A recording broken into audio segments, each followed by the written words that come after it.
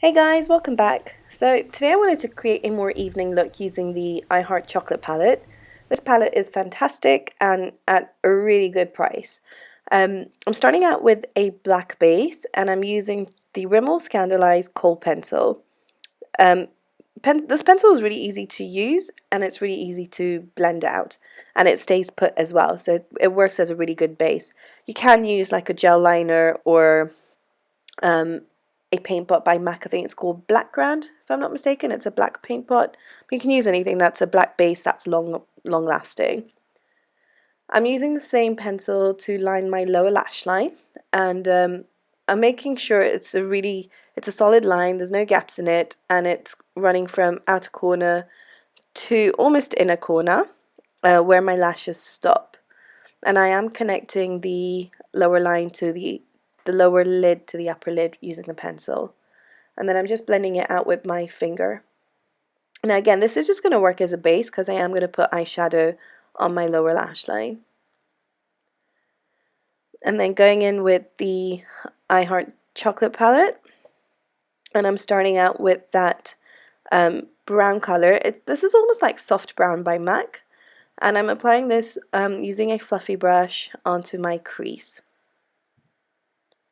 I think there might have been a bit of purple eyeshadow on this brush.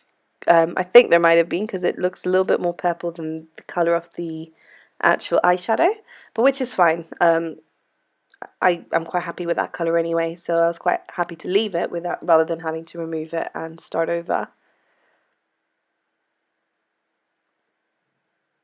So just doing the same thing on the other side, and I'm trying not to get this onto the black. I just want this on the upper edge of the black to blend out the black and to create a transition colour. And then going in with this deeper tone brown, it's more of a chocolate brown, and applying this once again into the crease, a little bit more intense though, and not so much above the crease but directly into the crease. I already have my foundation, concealer, corrector and all of that on.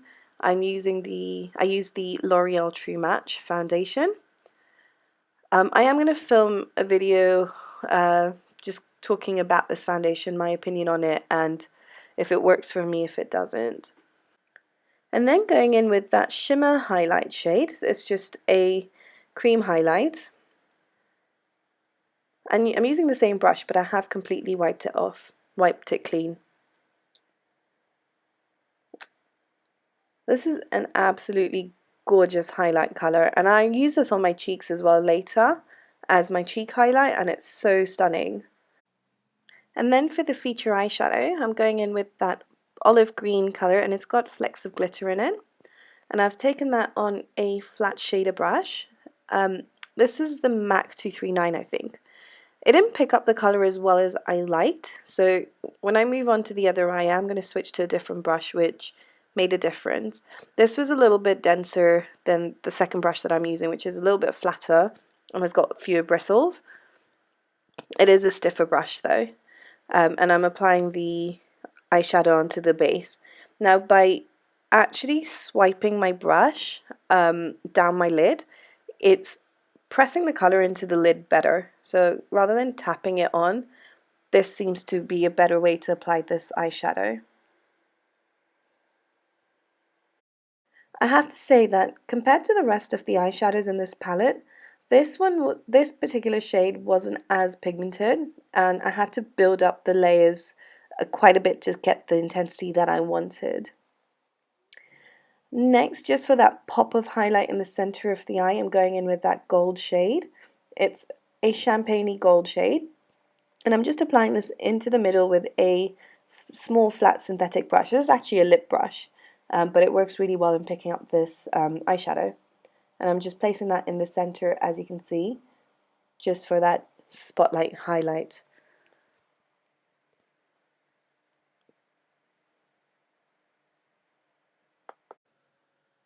And then using the same color, I'm just highlighting the inner corners of the eye.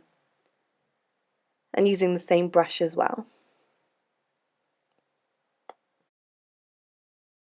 And then to line my lower lash line, I'm using that purpley aubergine shade. And this complements the green really well. And also, I really don't like putting green on my lower lash line. It makes my dark circles look worse for some reason. Not that purple's any better, but this color is definitely better than using a green. And I love this combination. But I'm using a pencil brush to apply this, and I'm just applying this on the lower edge of that black liner that I've put on, and then just blending it out. And then going back in with the Rimmel Scandaleyes pencil, I'm lining my upper lash line. And I'm really just filling in the gaps between my lashes. So this is really close to the lash line. With my eyes open, it's not really going to look like anything. In fact, even right now, it doesn't really look like anything. But all it's doing is thickening up the lashes and filling in any gaps that might be there, so where you would be able to see the skin. And then curling my lashes, and I'm using the e.l.f. eyelash curler, which I love. And then going in with my Bourjois ultra clubbing or ultra volume clubbing mascara, something like that. And I love this mascara. It makes my lashes look voluminous and long. False lashes would be great, but at the moment I'm not using any false lashes. But false lashes would be great with this makeup look. And then I'm going in just to highlight the under part of the eye because I felt it looked a little bit dark with this makeup look. And I'm just using Pure Beige concealer by LA Girl Pro Conceal. And this has a slightly more yellow tone to it, so it will highlight the under eye area. And I'm going to use a beauty blender. No, I'm not. I'm using the Real Techniques Miracle Complexion Sponge just to blend this out. And I always use the sponge dry on myself. For some reason, even though my skin's really dry, the wet sponge somehow makes my skin look even more dry. So I actually prefer to use the sponge dry. Seems to work for me, but on clients when I use a beauty blender, I do use it wet. And then just use this, using the same concealer to highlight the center part of my face. It's down the bridge of my nose, a little bit on my forehead, and Cupid's bow and chin. And again, just using the same sponge to blend it all out.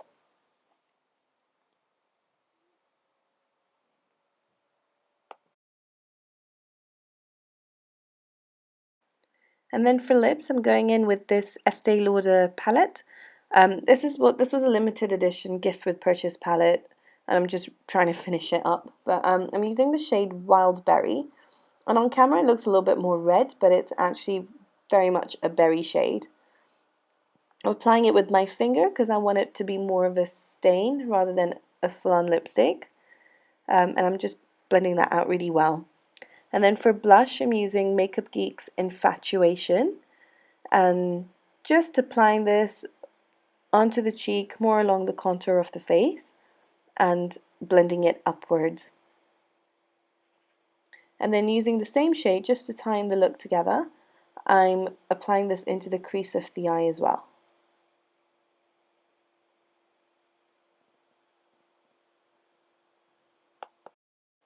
And then for my face highlight, so on my cheekbones, nose, etc., I'm using the highlight shade from the I Heart Chocolate palette, the one I used on my brow bone.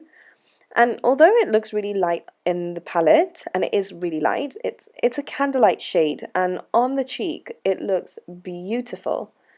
It's a shimmery shade, but it doesn't have chunks of glitter in it. It gives a beautiful sheen, and it doesn't make my skin look ashy. And I really, really love this as a highlight. And you can see when I turn my face that it does give a really nice glow to the skin. So I'm using the same shade on the bridge of my nose, on my Cupid's bow above my brows, and a little bit on my chin as well. So it's just a close-up of the eye makeup. Olive green with that hint of purple around the eye, aubergine purple. I love this look. I hope you guys like it too. Don't forget to hit the like button if you do, and please subscribe to my channel. I really appreciate it. And I will see you all next week. Thank you so much for watching.